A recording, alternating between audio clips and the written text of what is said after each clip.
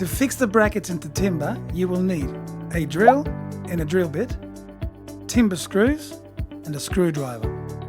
Once you know where the bracket goes, pre-drill so that the timber doesn't split.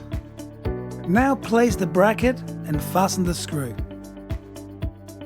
To fix the bracket onto gyprock plasterboard, you will need a drill with an 8mm drill bit, hollow wall anchors, a hollow wall anchor toggle gun, and a screwdriver. First, drill your 8mm hole. Now loosen the anchor and place it in the toggle gun. Insert the anchor all the way into the hole and apply some pressure. Squeeze the toggle gun a few times until it begins to feel firm. Make sure you don't over-tighten it.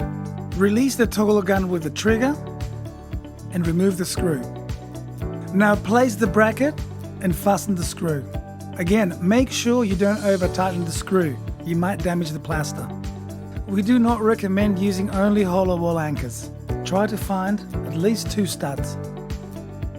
To fix the brackets onto concrete or brick wall, you will need a hammer drill with a masonry bit, a hammer or a mallet, wall plugs, screws, and a screwdriver.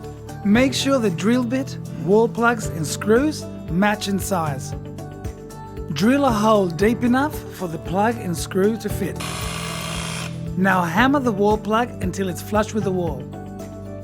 Place the bracket and fasten the screw tight.